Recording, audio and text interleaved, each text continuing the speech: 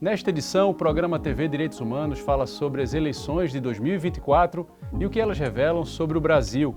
Eu, Juliano Domingues, e o professor Manuel Moraes recebemos a advogada, professora e vereadora Liana Cirne para discutir as transformações no cenário político nacional e as expectativas para os próximos anos. Começa agora o programa TV Direitos Humanos. O TVDH é uma iniciativa da Cátedra Unesco Unicap de Direitos Humanos Dom Helder Câmara, produzido por estudantes de jornalismo do projeto de extensão EduComDH, Educomunicação e Direitos Humanos na Mídia, numa parceria com a Cátedra Luiz Beltrão de Comunicação, o Centro Dom Helder Câmara de Estudos e Ação Social, o Movimento dos Trabalhadores e Trabalhadoras Rurais Sem Terra, o MST, o Centro das Mulheres do Cabo e o Centro de Cultura Luiz Freire.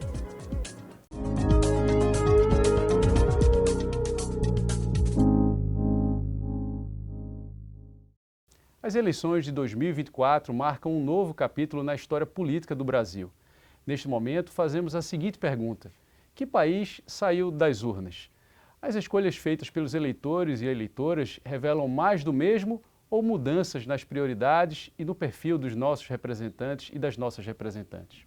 Vamos nos fazer essas e outras perguntas a partir dos resultados eleitorais, o que eles representam para o futuro da democracia e as perspectivas que se desenham para os próximos anos.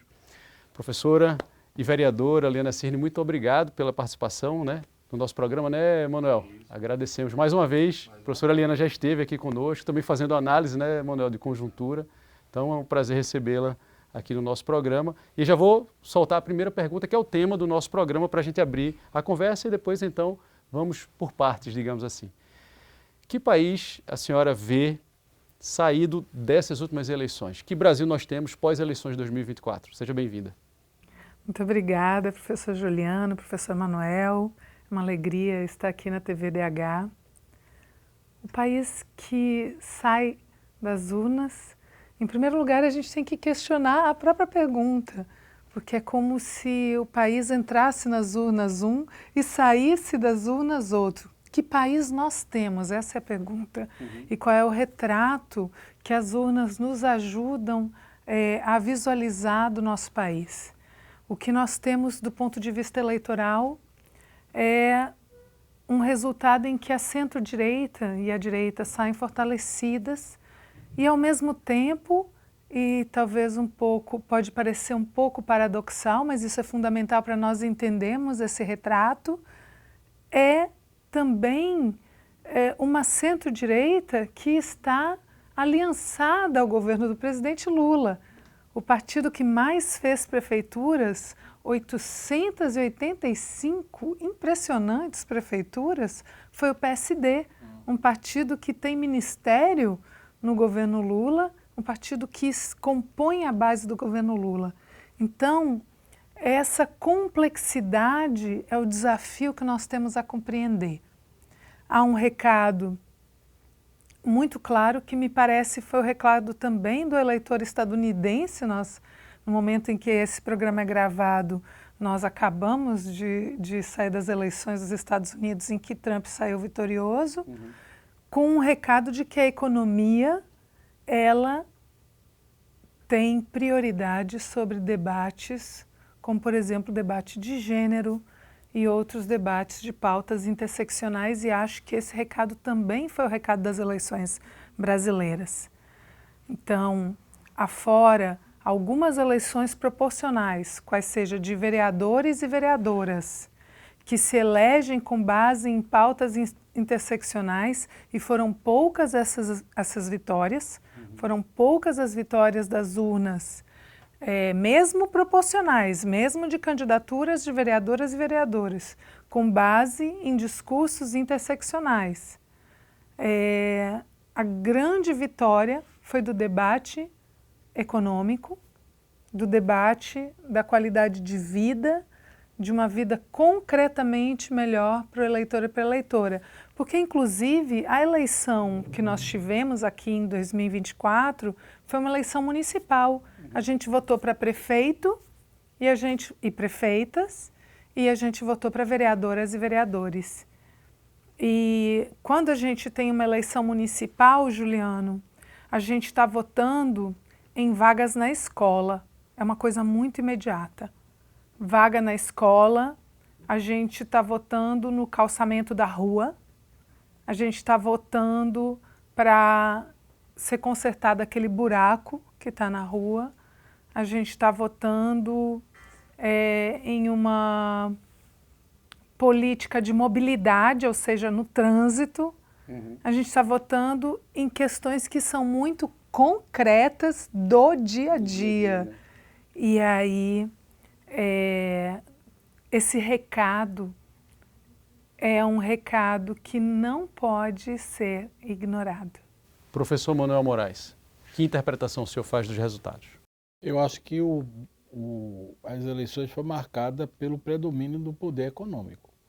Você tem uma situação de 5 bilhões de fundo partidário, 2 bilhões do fundo eleitoral, 5 bilhões do fundo eleitoral, 2 bilhões do fundo partidário, e na legislação atual, os empresários, as pessoas que têm recursos, elas podem gastar recursos na sua campanha.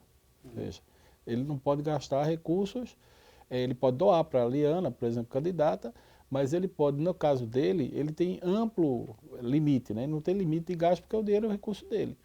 E porque Liana, quando ela apresenta uma perspectiva de gasto. E essa perspectiva de gasto é o teto que ela vai gastar na eleição. O empresário não, porque ele tem um recurso que ele é dele, então ele pode gastar, né? Então, eu acho que o que Liana coloca reflete muito essa situação. Os movimentos sociais não dão conta de responder essa contradição de uma eleição cada vez mais organizada por redes sociais, por marketing, por estruturas econômicas, né? Quer dizer, os comitês são, na verdade, verdadeiros partidos. E os candidatos disputam independente dos partidos. Então, o que a gente percebe é a ausência de projeto. Não me pareceu que foi uma campanha marcada por projetos, né, que marcassem assim, posições. Olha, nós temos esse projeto político, entendeu? Porque, veja, como Liana disse, ela tem toda a razão. A preocupação do eleitor na eleição municipal é a vaga da creche, a vaga da escola, é a poda da árvore que aconteceu em São Paulo, por exemplo, né, aquele desastre. Mas a pergunta que fica é, sim, mas quem é o gestor por trás daquilo que vai ser a poda da árvore, a escola que abre? Né? Quer dizer, qual é a proposta pedagógica dessa escola? Qual é a proposta que se faz uma rua? Para onde essa rua vai ser aberta? Quem são os servidores contratados? São contratados por quem? De que forma? Então, existe aí uma perspectiva que a política não conseguiu fazer, que é a construção do projeto de sociedade. Na medida que a política, estou falando política de uma forma mais ampla, não contagia a juventude, não contagia a sociedade desse projeto, você tem uma abstenção muito alta, você tem um desencanto, você tem um voto, mas é um voto tímido. E uma esquerda que saiu dessas eleições aparentemente intimidada, tanto que o crescimento de um setor que está nessa centro-direita, mas cadê o discurso mais arraigado, mais, né? Gessé de Souza chegou a dizer numa entrevista que a esquerda desistiu de lutar. E eu acho que ele tem razão em alguns aspectos. No próximo bloco a gente vai trazer alguns dados específicos, né, dos resultados das eleições, a partir dos quais a gente vai tentar desenvolver aqui alguma análise. No próximo bloco tem também o Conexão TVDH, com o advogado, analista político e professor Melilo Diniz, que vai trazer uma análise sobre as tendências políticas apontadas nas urnas e o que isso significa para o Brasil que se desenha para os próximos anos. A gente volta num instante.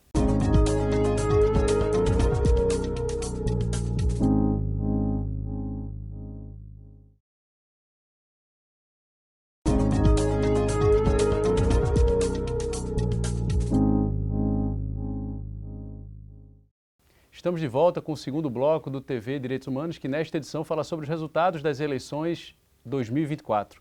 Agora a gente acompanha o quadro Conexão TVDH com Melilo Diniz, trazendo sua visão sobre o Brasil pós-eleições.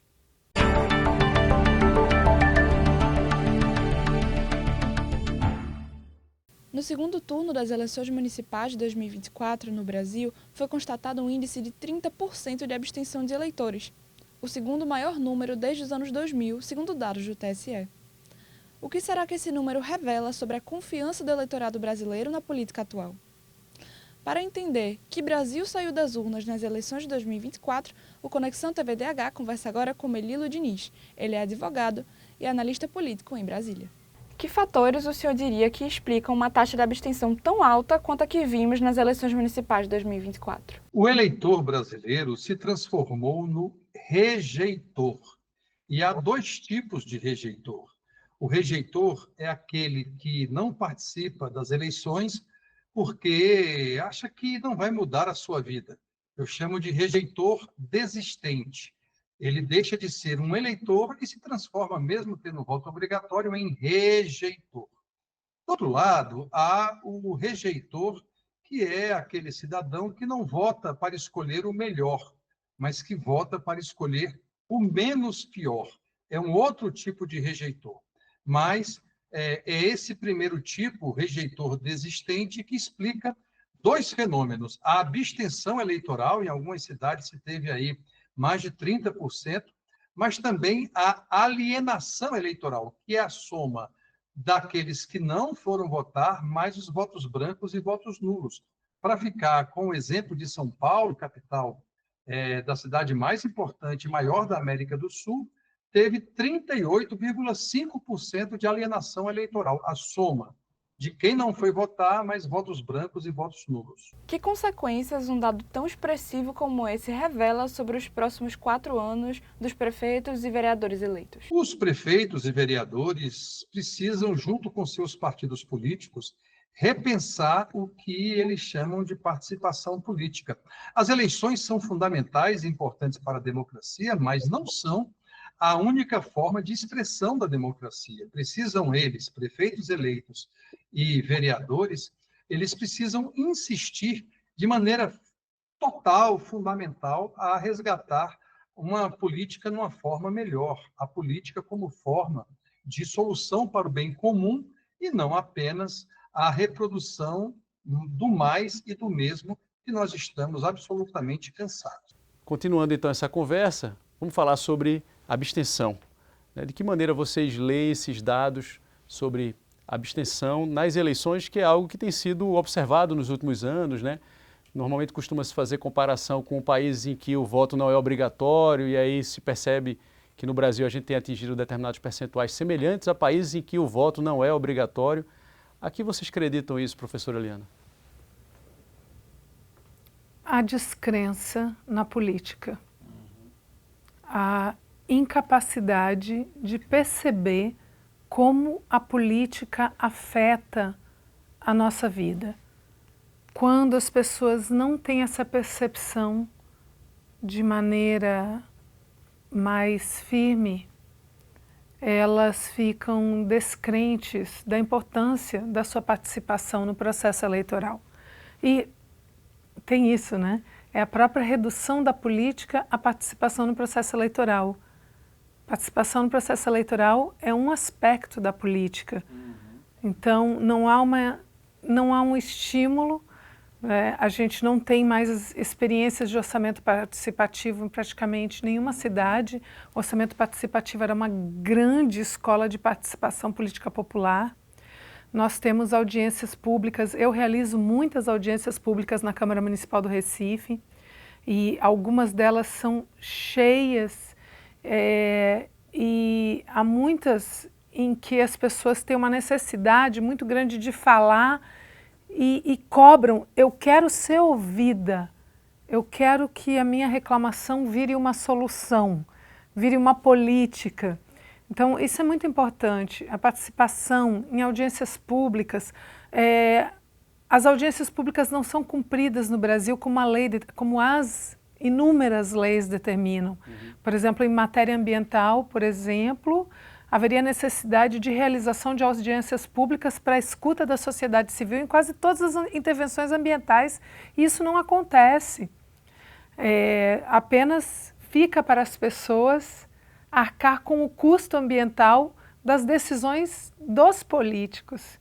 Mas voltando ao processo eleitoral, eu acho que quando as pessoas não acreditam nos políticos, elas não compreendem, e aí há uma crítica também ao próprio governo petista. Ontem eu participava de um seminário em que o professor Renato Janine Ribeiro citava um discurso da presidenta Dilma na entrega do Minha Casa Minha Vida, em que ela dizia: isso não é fruto de outra coisa senão da luta de vocês.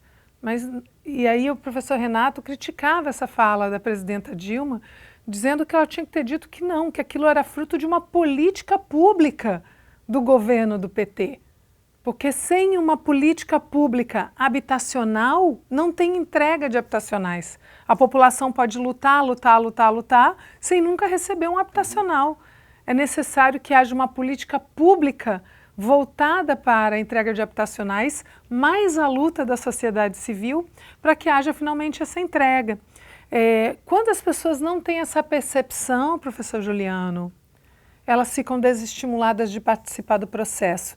E isso mostra que a gente tem uma carência muito grande de fazer com que as pessoas tenham educação política para entender o quanto é fundamental a participação delas. Era isso que eu ia perguntar ao professor Manuel. Qual o caminho, então, porque enquanto a professora Liana estava falando, o professor Manuel já estava concordando, né? Quer dizer, com a questão da descrença na política, né?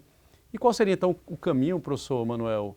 Passa necessariamente, eu imagino, pela educação, mas quais ações concretas o senhor imagina que poderiam ser colocadas para superar, né, essa questão relacionada à abstenção, que está associada a um outro ponto também, que é a ideia da amnésia eleitoral, né? Muitas pessoas também votam e não acompanham ou não se lembram em quem votaram.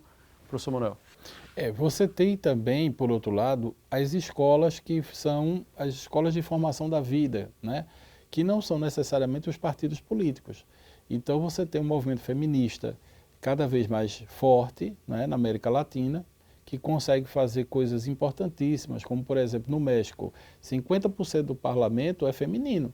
Isso a partir de uma reforma política estruturante. Porque o movimento social conseguiu ter força. Não só se elegeu um presidente, mas se elegeu a partir de um projeto de luta por equidade. E é isso que a gente sente falta no Brasil. O Brasil, a gente transformou as eleições, elas sendo mais curtas, com alto nível de financiamento público e com uma ausência de projeto, né? Fica muito numa espécie de personalismo. Então esse discurso mais personalista em torno do gestor ou do perfil do gestor ou da gestora faz com que a política seja algo mais mágico, mais mediático, e os candidatos acabam se tornando influenciadores digitais e não políticos no sentido de articuladores de pautas, né, de movimentos sociais, de articulações, porque essas articulações estão sendo cada vez mais menos representativas dessa pauta, porque não tem um projeto mais amplo, né? No próximo bloco tem o quadro Fala Povo. Gabriel Santos foi às ruas para perguntar: na sua opinião, que Brasil saiu das urnas nas eleições de 2024? O que você espera do país em termos políticos nos próximos anos? A gente confere as respostas daqui a pouco.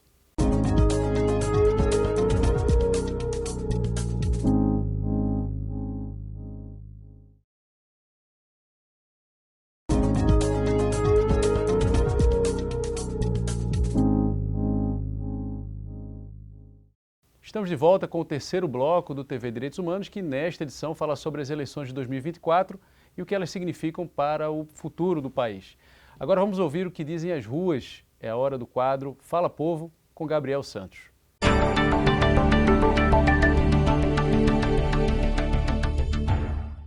Após as últimas eleições municipais, muitas pessoas se questionam sobre os rumos que o Brasil está tomando. Com um cenário político sempre dinâmico, o que muda a cada pleito? O que as urnas revelam sobre o país e o que podemos esperar do futuro? Para entender o que as pessoas pensam sobre esse tema, o TVDH foi às ruas para descobrir. Depois das últimas eleições municipais, você acha que o Brasil saiu melhor ou pior das urnas? Veja, terminar uma eleição de forma democrática sempre é muito positivo, né? Agora, se o resultado vai fazer com que o Brasil fique melhor ou não, é outra coisa. Eu acho que foi eleito muito político de extrema-direita, e isso é triste. Eu acho isso, está tendo um crescimento muito grande de extrema-direita. Então, infelizmente, a política municipal ainda elege muita gente de extrema-direita. Rapaz, creio que está em andamento. Eu não posso dizer positivamente do quanto a gente já tem Estado nessa forma de desenvolvimento, justamente nessa forma da eleição, do que já foi apurado, do que estão fazendo e trabalhando na nossa cidade, mas a gente já está vendo uns pontos positivos e espero que melhore com relação a muita coisa, transporte, com relação a desenvolvimento, empregabilidade, né, com relação ao nosso Estado e justamente outras normas, né, e outras, como eu posso dizer, vagas, né, de trabalho. Existe uma popularidade de muita gente querendo emprego, querendo uma vaga no mínimo, trabalho. E é o que a gente tem visto muito no desenvolvimento na nossa capital. É que isso ande, porque tem gente que às vezes dá uma crítica com relação à política, fulano está dessa forma, Beltrano está desse jeito, mas assim, no final da história, né, a gente quer ver que o nosso país, nosso Estado, né, se desenvolva, né? Eu creio que o Brasil saiu igual. Não acho que nem melhore e nem piore gritantemente. Em âmbito municipal, eu creio que, por ter sido reeleito, as realidades continuarão as mesmas. Então vamos pegar um dos ganchos do Fala Povo, que é a reeleição. E os dados dessas últimas eleições mostram que houve então uma taxa recorde de reeleição. A taxa de reeleição nas eleições de 2024 atingiu 82%, com 2.386 prefeitos e prefeitas reeleitos, confirmando uma eleição de continuidade em grande parte das cidades. Isso é uma informação que está no relatório do Jota. E aí eu pergunto a vocês, que leitura podemos fazer da reeleição? De que maneira vocês avaliam o Instituto da Reeleição e esses números? Professora Eliana. Em primeiro lugar, acho que tem que retomar uma fala do professor Manuel sobre o impacto do poder econômico. Quem está no poder tem a máquina a seu favor, e isso não é pouca coisa. Então, na verdade, seria uma proeza perder uma reeleição. Você tem que ter uma administração muito ruim, uma comunicação muito ruim, porque ainda por cima agora tem isso. As redes sociais fazem com que a comunicação política ela esteja disponível o tempo inteiro. Então, não basta você fazer uma administração muito ruim, você também tem que ter uma comunicação péssima para você não se reeleger. Porque se você tiver uma má administração e uma ótima comunicação, você já consegue a reeleição. Sobretudo quando você tem todas as secretarias trabalhando a seu favor, as entregas trabalhando a seu favor, se você tiver alguma entrega. Quando eu digo entrega, é serviço público sendo prestado. Quando você tem o governo federal fazendo repasses, muitas vezes generosos para os municípios, então é muito difícil, com tudo isso estando a seu favor, você perder uma reeleição. Só Bolsonaro conseguiu a proeza de não ser reeleito porque não conseguiu bater o apelo popular de um país melhor, mais inclusivo, mais rico, com mais qualidade para todo mundo, que era a proposta representada por Lula. Aquilo ali foi um fenômeno. Você ter Bolsonaro na presidência com toda a máquina a seu favor e não se reelegendo. Mas a regra, eu não acho que haja um recado, professor Juliano, muito contundente em relação a essa reeleição. Eu acho que o recado é que a máquina opera a favor da reeleição. Professor Manuel Moraes, 82% de reeleição é muito, na sua opinião? O Instituto tem que ser abolido, né? A reeleição tem que acabar, você pode fazer uma regra de transição, tá? E essa perspectiva poderia ter um mandato de 5 anos e pensar em outras fórmulas, mas a reeleição é devastadora, porque com a capacidade de reeleger, como disse Eliana, o prefeito, qualquer prefeita, prefeito, ele tem ele primeiro conduz o processo partidário, né? Ele é colocado no centro. Imagina, se ele é o prefeito, ele também conduz esse processo de reeleição. Então, é muito difícil você ter renovação, é muito difícil você ter... E quando ele não se reelege, né, porque a gente está falando da reeleição, mas também tem a eleição indireta, porque ele termina dobrado e vai para outro município. Então, nos municípios do interior tem prefeitos profissionais, nas regiões metropolitanas também. Então, tem prefeitos, e aqui em Pernambuco a gente sabe que são marcados por terem 6 gestões, 7 gestões, porque eles vão circulando os municípios em torno daquela região e ele coloca o filho, e vira um clã, né?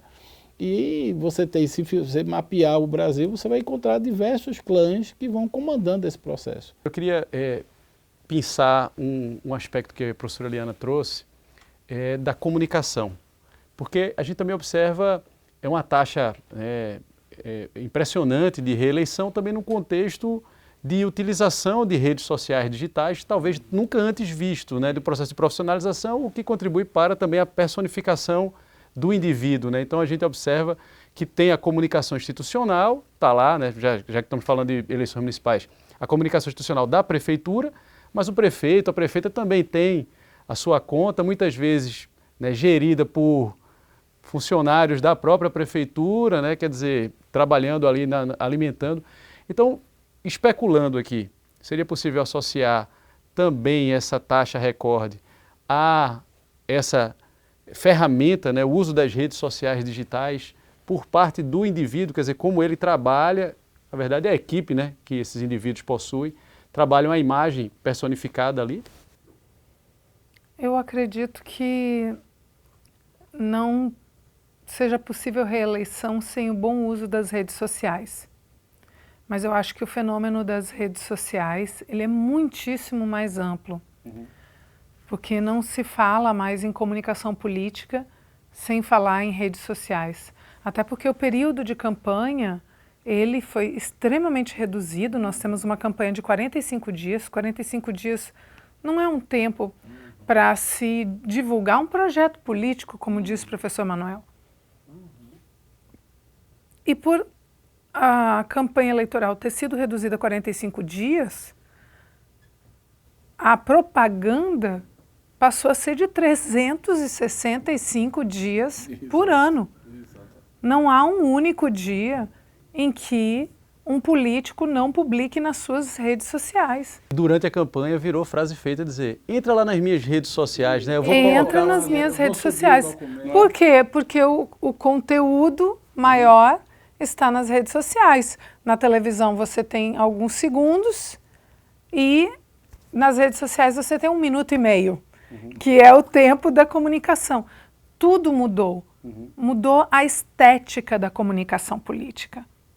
A estética mudou radicalmente. Se nós pegarmos um debate de política dos anos 70 e compararmos com hoje, a mensagem hoje, ela tem que ter no máximo 90 segundos, mas ela é ideal se ela tiver 8 segundos.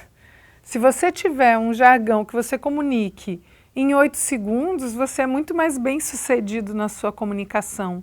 E se você tiver uma comunicação que não diga nada, só mostre as imagens editadas, mais bem sucedido você é.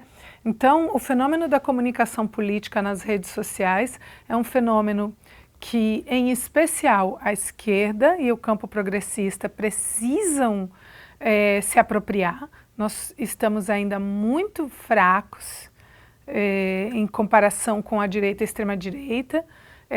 Acho que, inclusive, isso tem um reflexo no resultado das eleições, porque a direita saiu-se melhor do que a esquerda nessas eleições, porque domina melhor as redes sociais e a propaganda política hoje, ela está, me parece, é uma opinião, ela está predominantemente nas redes sociais. No próximo bloco vamos trazer dados sobre o desempenho, né, dos principais partidos para ilustrar justamente essa questão de quem se saiu melhor e quais seriam os condicionantes que acabaram levando a isso. No próximo bloco tem o quadro Educar para os Direitos Humanos com Euseni Gomes.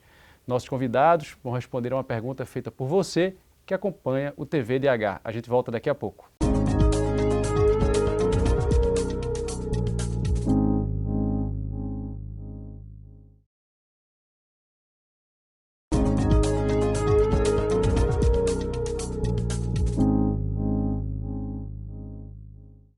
Estamos de volta com o quarto bloco do TV Direitos Humanos, que nesta edição tem como tema Qual Brasil emerge das eleições de 2024? Agora, professora e vereadora Liana Cirne e nosso professor Manuel Moraes respondem uma pergunta enviada por quem acompanha o programa. É o momento do quadro Educar para os Direitos Humanos com Euseni Gomes.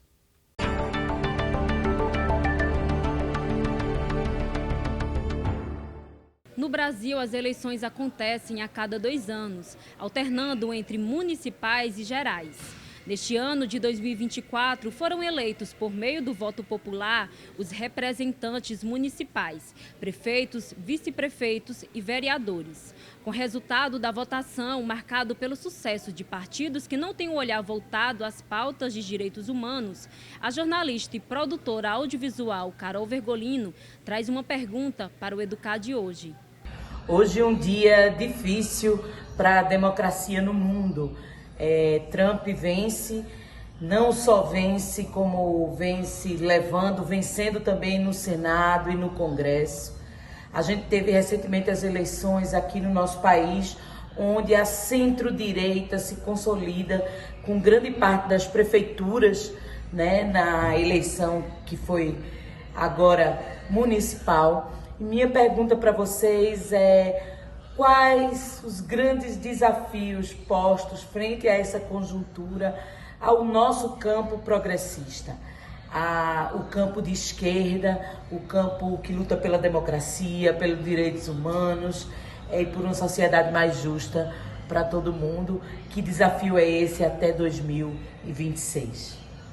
Então agora eu passo a bola para vocês para responder essa pergunta de Carol Vergolino. Professor Manuel, depois professora Liana. Veja, eu acho que o fascismo, existe um pensador que é Karl Popper, que diz o seguinte: a democracia tem que ser intolerante com o intolerante. Então, o combate ao fascismo, o enfrentamento ao fascismo, ou quem não acredita na democracia, tem que ser transparente.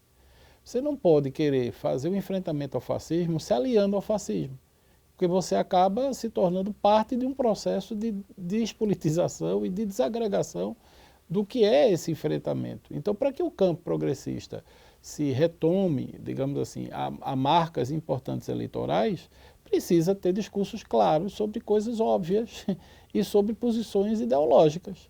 Porque se você não tem ideias claras sobre a ideologia que move o seu partido, que move o seu campo político, isso para o eleitor é muito ruim, porque vira uma geleia geral, uma festa no parque, e que os políticos todos estão como objetivo, na verdade, recurso, poder, prestígio. E eu acho que o que desencanta as pessoas é exatamente esse estigma. Então, na medida em que você tem tradições políticas importantes, você veja a figura de Brizola nos anos 80, no processo de redemocratização, de Arraes, enfrentavam a direita tão orgânica quanto o neofascismo que a gente enfrenta hoje. Mas por que essas pessoas eram tão emblemáticas e tinham porque elas conseguiam levar as pessoas às ruas e não tinham redes sociais, não é? O esforço era muito maior. E por que eles conseguiram? Porque eles marcavam, elas marcavam, né, posições ideológicas muito fortes sobre coisas concretas e não tinham medo de se posicionar, de se expor.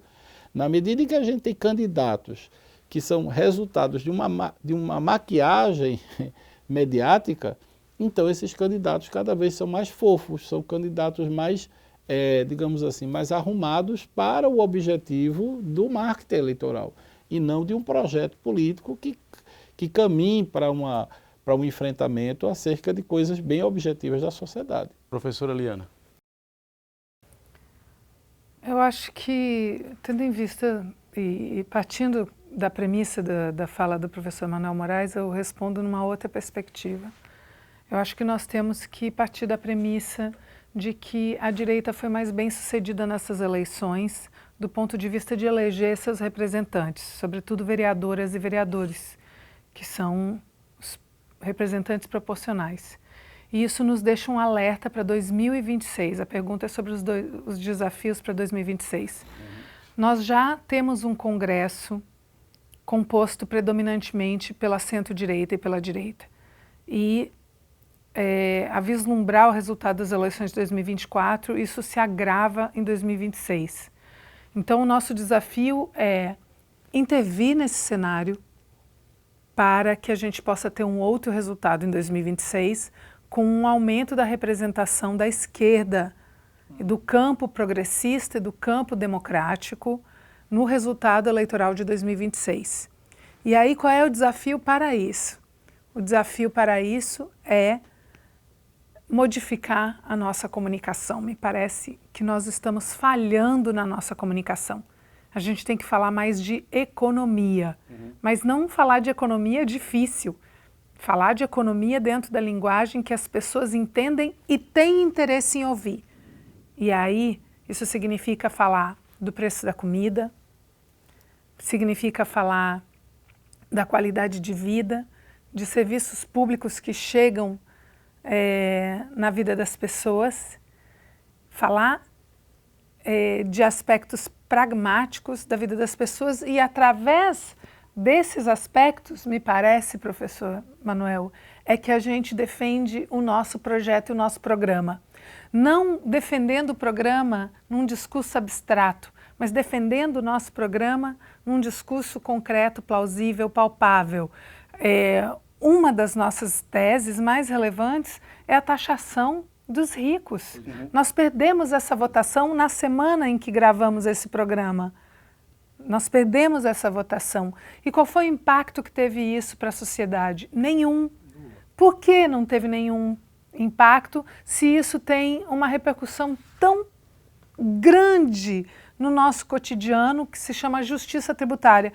Porque as pessoas não sabem o que é justiça tributária, porque as pessoas não compreendem como isso as afeta. E aí essa é a nossa tarefa, esse é o nosso desafio. Falar da política que as pessoas querem ouvir. E isso para a esquerda é um desafio muito maior, porque a gente só quer falar do que a gente quer falar, do que a gente quer ouvir.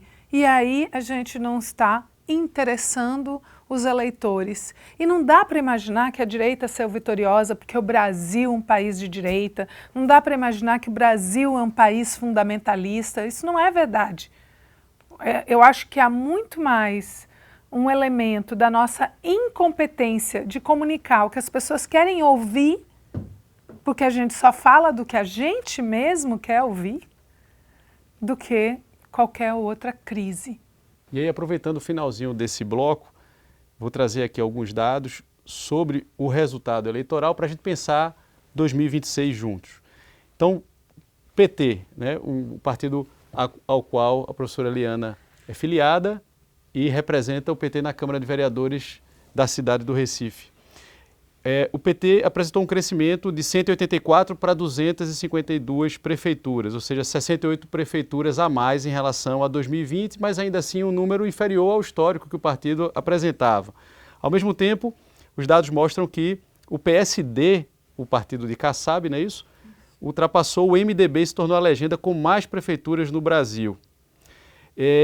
O Partido Republicanos, liderado pelo governador de São Paulo, Tarcísio de Freitas, também teve um desempenho relevante, né? Conquistou 223 prefeituras no primeiro turno e agora comandará 436 cidades. Então a gente tem uma taxa de sucesso, né, nas eleições, né, do PSD, a gente tem dos republicanos, o União Brasil 32%, e aí diante desse cenário, né, pensando 2026, são essas lideranças que estão se apresentando, Kassab, Tarcísio, né, Bolsonaro se encontra inelegível, mas há uma discussão, né, do quanto a inelegibilidade vai, né, se sustentar daqui para lá. De que maneira vocês avaliam, pensando no resultado eleitoral agora e nessas lideranças, né, levando em conta Tarcísio, Kassab, o próprio Bolsonaro, o professor Manuel, rapidamente para a gente encerrar esse bloco? Não, eu acho que é a política pragmática. A esquerda tem muita dificuldade de fazer um planejamento pragmático de ocupação de espaços de poder. Há uma relação muito fragmentada entre o que é o projeto maior, que é o projeto que dá sustentação ao governo Lula, e o microcosmo das prefeituras, dos espaços de poder local. Professora Eliana. Primeiro eu quero dizer que Bolsonaro está inelegível. Isso. Tem coisa julgada sobre isso, ou seja, essa decisão é definitiva e nós não esperamos nenhuma mudança em relação a isso. Do ponto de vista jurídico, existe estabilidade jurídica em relação a essa decisão. Me parece que é bem complexo, porque o PSD está na base do governo Lula, o PT não colocou como prioridade aumentar sua participação no número de prefeituras. Não houve uma estratégia do PT nesse sentido. Então, É claro que o PT já foi muito maior na época da presidenta Dilma, quando nós tivemos mais de 600 prefeituras. Mas ainda no governo Lula, nós tivemos um número de prefeituras similar ao que nós conquistamos. 252 prefeituras fizemos agora, nós tínhamos 264 antes. Não dá para imaginar nesse aspecto uma derrota, pelo menos avaliando do ponto de vista partidário, porque o PT não se colocou essa tarefa.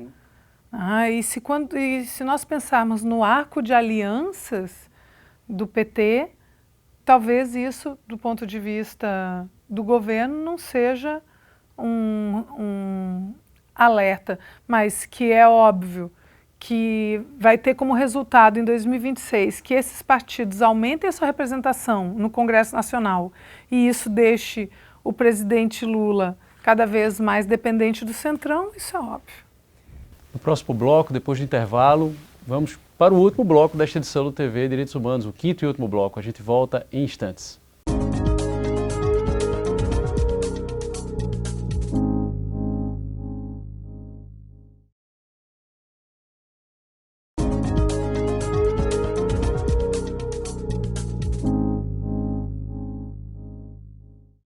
Chegamos ao quinto e último bloco do programa TV Direitos Humanos, que nesta edição discute que Brasil saiu das urnas nas eleições 2024.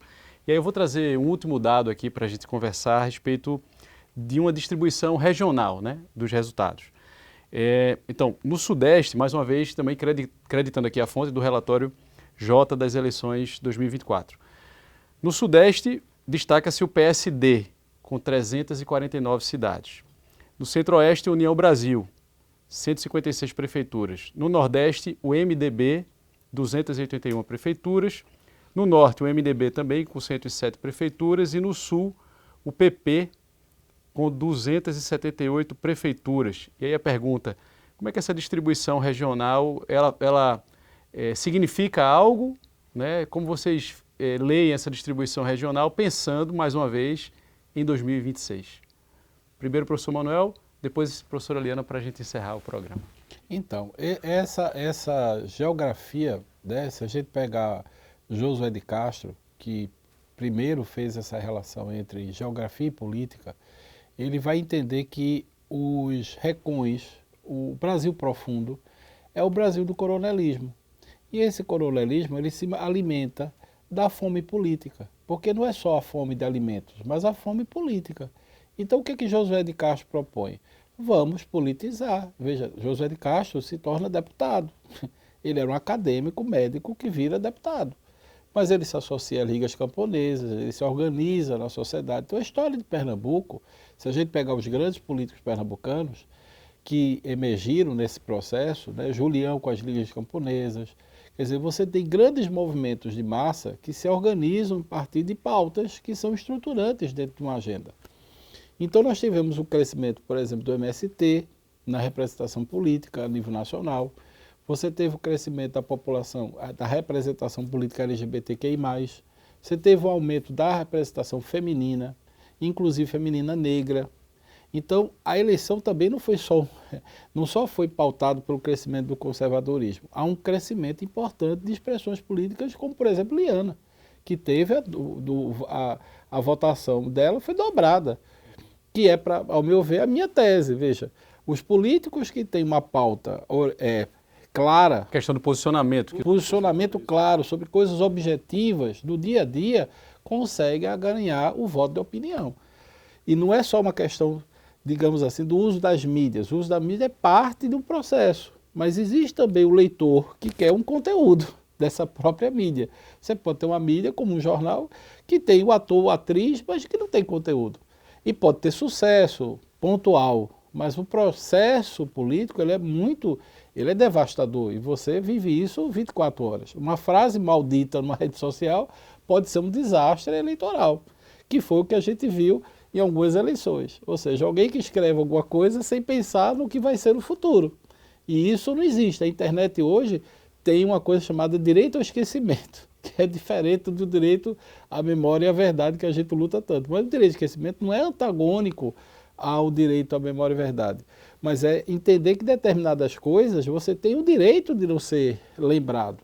Agora, quando você escreve com seus dedos aquilo que você escreve de livre consentimento, você depois não pode dizer que não escreveu. Então esse processo eleitoral, ele também marcou essa questão das fake news. Houve muito essa coisa do uso, da manipulação. A manipulação também do ponto de vista do machismo, da homofobia, né? Foi uma eleição marcada por muita violência política e violência também física contra as mulheres. Professora Liana, que análise a senhora faz dessa geografia, dessa distribuição? Eu avalio que é possível sim notar diferenças geográficas, que no Sul e no Sudeste nós temos resultados mais de extrema direita, ao passo que no Nordeste nós tivemos uma vitória da centro-direita. E isso é importante ainda, mais uma vez, para nos ajudar a nos posicionarmos e pensarmos 2026. Para a gente encerrar, uma última frase. Falamos tanto aqui, e os dados reforçam essa ideia da descrença na política. Acabamos de sair de uma eleição, teremos outra em 2026. Primeiro o professor Manuel, depois a professora Liana. Que recomendação, né, o senhor daria para quem nos acompanha, pensando justamente nessa perspectiva da política enquanto solução, né, ou a ideia segundo a qual não há solução que não passe pela política? Pensando também, né, professor Manuel, a gente sempre destaca aqui, professora Liana, a questão das políticas públicas, né? Ou seja, essa conexão entre eleições e políticas públicas. Professor Manuel, depois a professora Liana. Eu acho que a primeira coisa é que foi superada a ideia de fraude urna, né?